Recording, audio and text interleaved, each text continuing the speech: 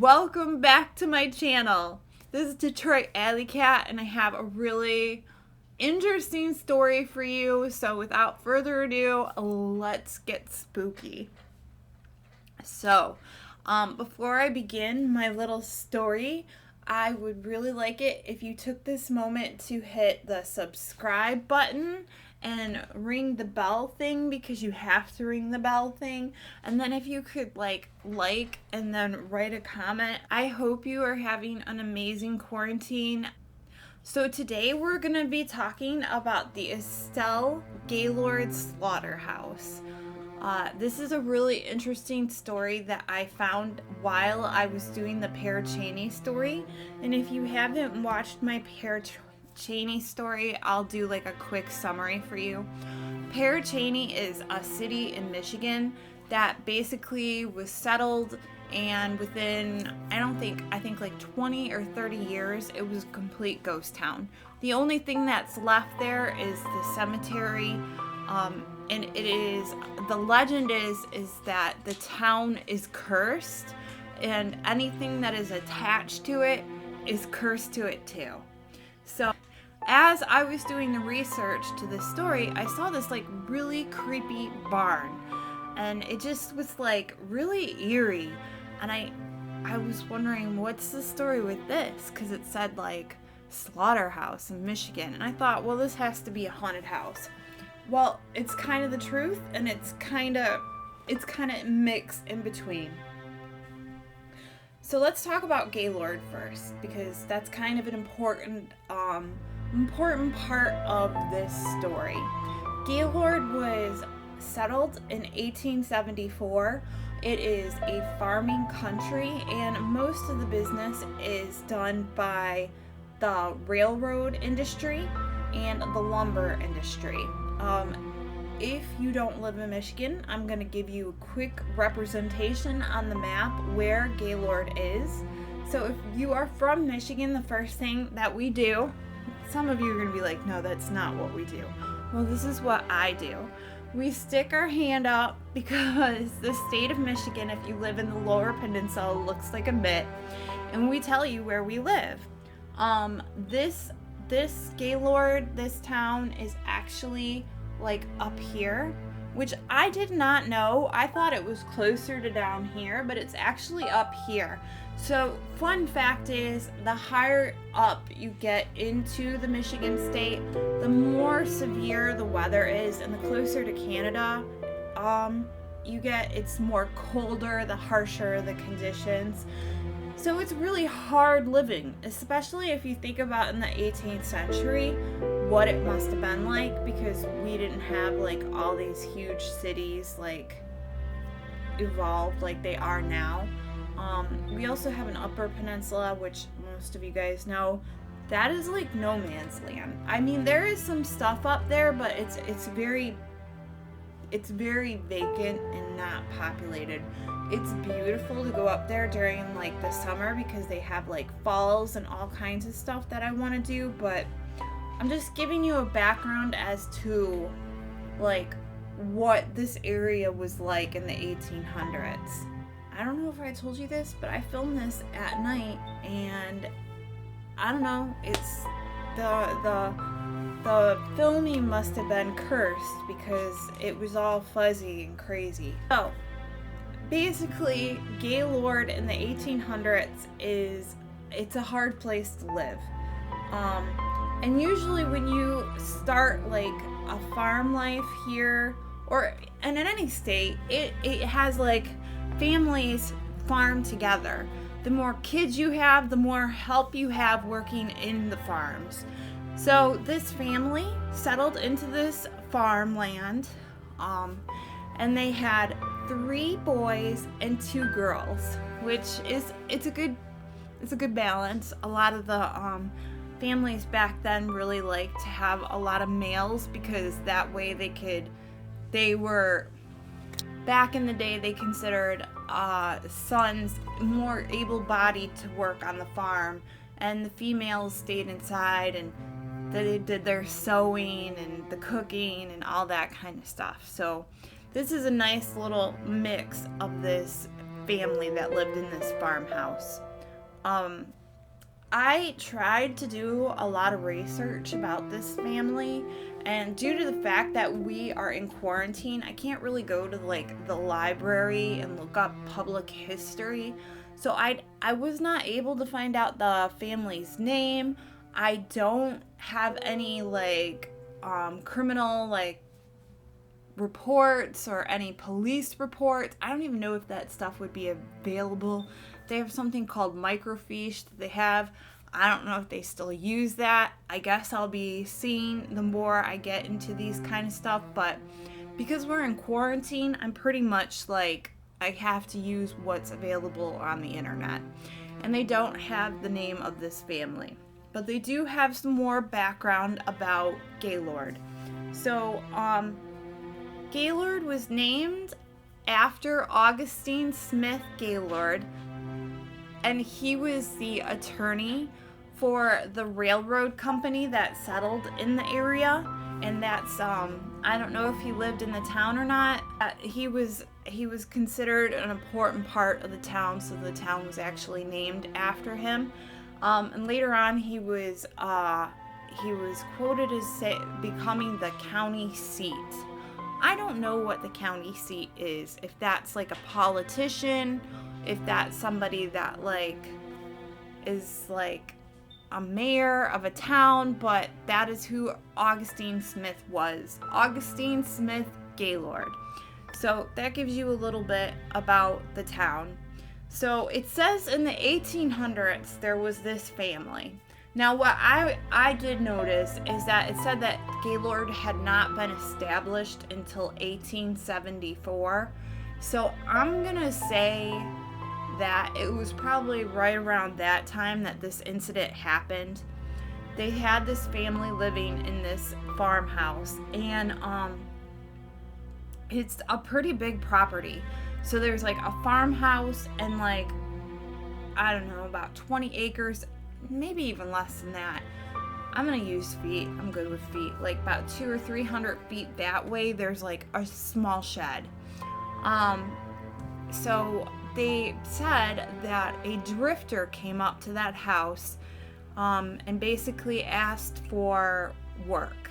And it wasn't really not uncommon for back in the day for people to go to different farmhouses and ask for work, because if you own a farm, there's a lot of work to be done. And sometimes these people actually ended up staying at the houses and living with the family, or they lived in town and came to the family, but I don't think there was a big town developed when this happened. So I think that the drifter asked to stay with the family. And what they said was when the family went to sleep, that the drifter killed the entire family. The father, the mother, the 3 sons, and the 2 daughters. He completely slaughtered all of them. And I believe I read with an axe. And what's interesting is that this house is really close to Pear Cheney, and Pear Cheney was supposed to be cursed, and this had to have happened around the time that Pear Cheney happened. So it's almost like the Pear Cheney curse reached out and like came to the house. If you don't know what happened in Pear Cheney, you're gonna have to find my story in Spooky Saturday and get all the facts, but I just thought that was really an interesting occurrence. Also, when I was reading about the incident, it said that he had killed everybody else in the house except for the youngest daughter. He took out into the shed and he hung her in the shed. Why that is, I don't know. if I was to take an estimated guess, and that's just me because I've done a lot of criminology studying, like I've looked at a lot of cases, I would have to say possibly to sexually assault her. That's what I would think, because if he was just gonna kill her, he'd probably kill her in the house with the rest of the family, and there'd be no reason to isolate her alone. But she was taken out into the shed and hung in there, so that's my guess. So this house actually, because of what happened there, it had stood completely still. That's what they said until 2013. Now, when I looked at the pictures of the inside of the house, they showed like a whole like tour of inside the house. I looked at the pictures of the bathroom, and they have a porcelain bathtub in it. And I can tell by the style of the bathtub that bathtub was not made in the 1800s. I would have to say, if I was to take a guess about that bathtub, it was probably made in the 60s. So I'm willing to bet that there has been a couple of people that lived in that house throughout the 100 of years that it stood, maybe like one or two families.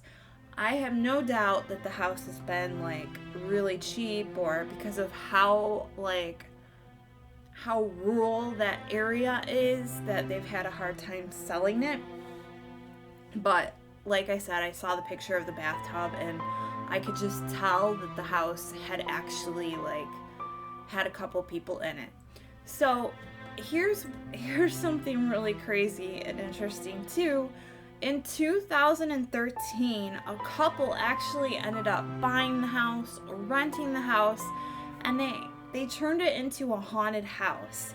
So they turned a real slaughterhouse into a haunted house, and the website is still up for the haunted house. Like, I don't know if they're gonna do it again, but you can actually, they show tours and hay rides, and they tell the story of like the old Gaylord slaughterhouse story and the legend or whatever. I don't think it's a legend. I think it really happened.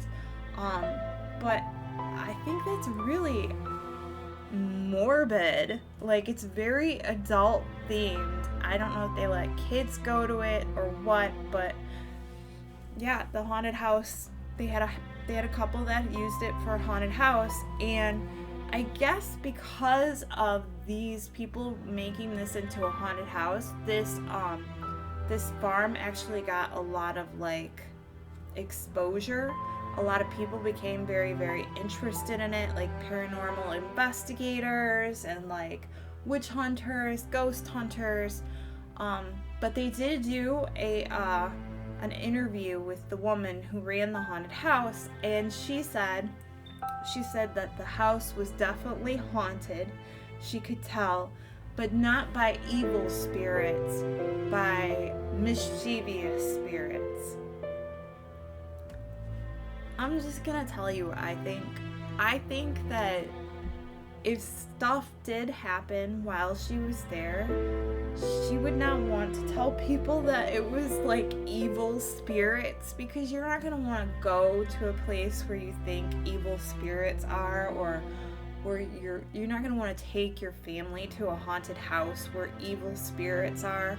But if you say it like, oh, it's haunted, but it's mischievous spirits, people are gonna be like, oh, okay, that's ghosts, but that's not like, I don't know, like evil ghosts. So I think that she might have said that, but that's just me. Haunted houses are actually very like family oriented, as strange as it is. So the fact that it was a slaughterhouse already kind of puts it like, it makes it very what am I trying to say? It makes it very questionable, because you've already had something, it's like a scene of a crime, so you're not going to want to take children or teenagers out to a scene of a crime. But I mean, the crime happened over 100 years ago. So the house is actually still there, and they said that you can go see it, but you have to request permission to go see it. So I'm gonna include some pictures, and hopefully you'll think that they're very interesting. I thought it was very interesting. The house is actually known as the Estelle house. So I'm kind of curious as if the family is like the Estelle family. Houses back in the day typically had names. Like we went to a house in Ohio, and it was called the Wolfstein Manor, and that's a very common thing, especially if it's a big house. But I wouldn't say that this farmhouse was especially big. It just looks like your regular farmhouse back in the day, but it was called the Estelle house. Oh, and one of the things that the house is known for, and this is something that is like the urban legend, is if you go to the house, you should hear a little girl screaming. So obviously that's playing on the whole fact that the youngest daughter was hung in the shed. There also have been reports of like whispering and pictures of apparitions and cold spots and hearing things, and it's supposed to be actually one of the most haunted areas in Michigan, which Michigan has a lot of haunted areas. So I just thought it would be something really interesting for you guys to hear about, especially with the whole Pear Cheney thing. I dug up as much as I could. I definitely might see what more I can dig up after this whole quarantine, and I'll include as many pictures as I can. This house is actually located in Van Tile and Alba Road in Gaylord. I don't know where that is because I've never been to Gaylord, so if you're in that area and you run into that street, Van Tile and Alba Road, maybe you can go check it out. I hope you like this story. I hope that it goes good. I hope I can get it up today because of all the problems that I've had. I can't wait to do the next Spooky Saturdays. Thank you so much for listening. Please let me know what you think in the comments, and I hope you're having a wonderful quarantine and you and your relatives and everyone you care about is doing safe. Thank you so much for watching. Bye!